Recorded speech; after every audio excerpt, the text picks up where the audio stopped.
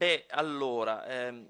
diciamo che qui dal punto di vista personale, ma anche come filiera politica, un federalismo convinto, visto che tutti ci siamo dichiarati in questa commissione, nel senso che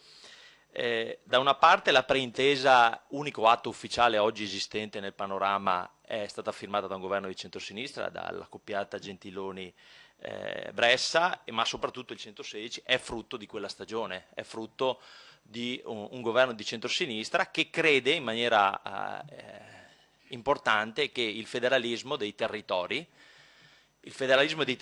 avvicinare il servizio ai cittadini, come ha detto lei, rende il servizio più efficiente, più controllato, più trasparente e quindi ne ha un beneficio il cittadino soprattutto. Quindi l'autonomia, o meglio il federalismo, in questo caso come strumento a servizio dei cittadini, non come fine ultimo.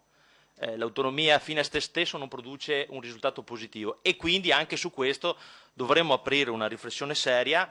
rispetto ai piani programmatici e strategici delle regioni. Il Presidente Bonaccini è venuto qui e ci ha prima presentato un piano strategico rispetto alla regione Emilia-Romagna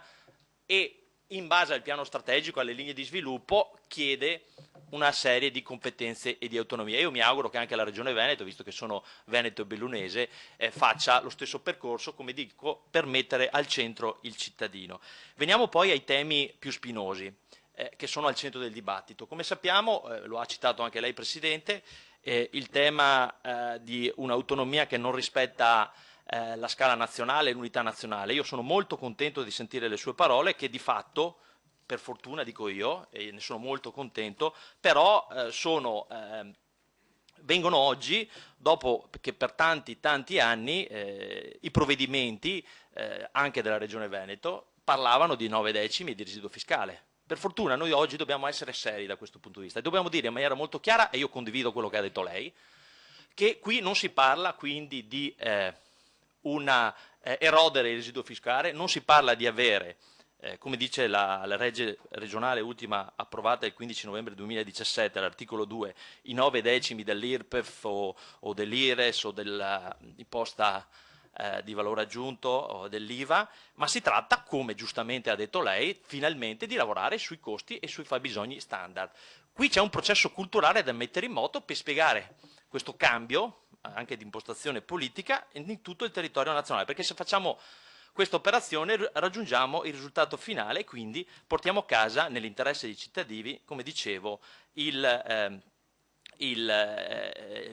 risultato del federalismo e soprattutto smantelliamo la cosiddetta secessione dei ricchi, uso parole che ha detto lei, che però quelle norme e quei provvedimenti approvati nel passato hanno alimentato.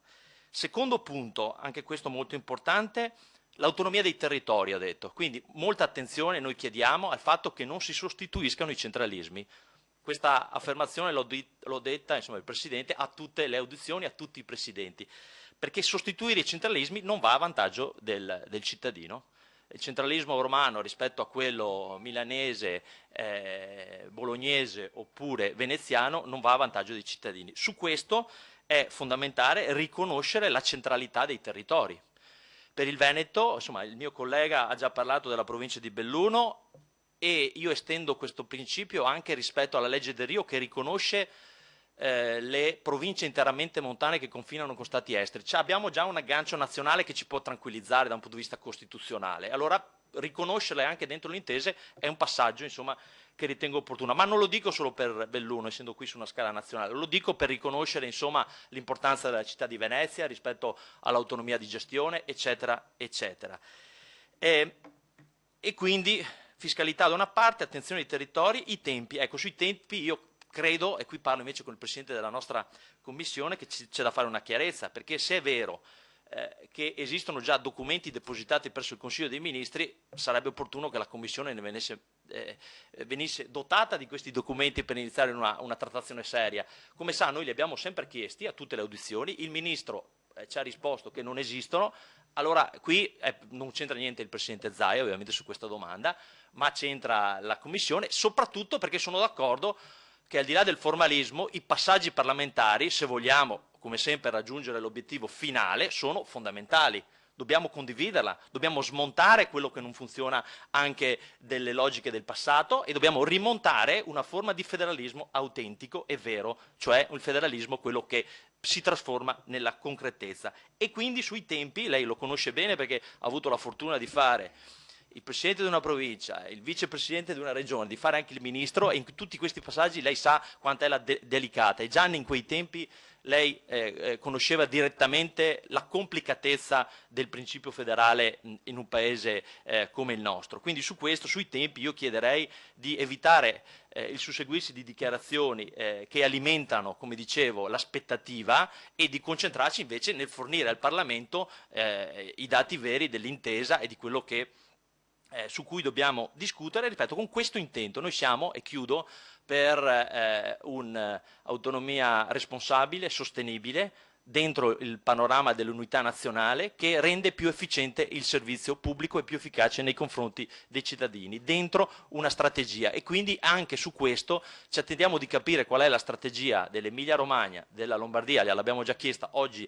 la chiediamo al Veneto, che giustifica il numero di materie. Le materie non sono un termine astratto, le materie vanno collocate dentro una strategia nazionale e regionale, e dico io anche rispetto alla vicinanza dei territori. Insomma, io credo che se lavoriamo così, ripeto, spogliandoci un po' della propaganda del passato, probabilmente raggiungiamo quello che a me personalmente più interessa, che è avvicinare il servizio ai cittadini e costruire un'autonomia dei territori tutti importante, efficace e soprattutto concreta. Grazie.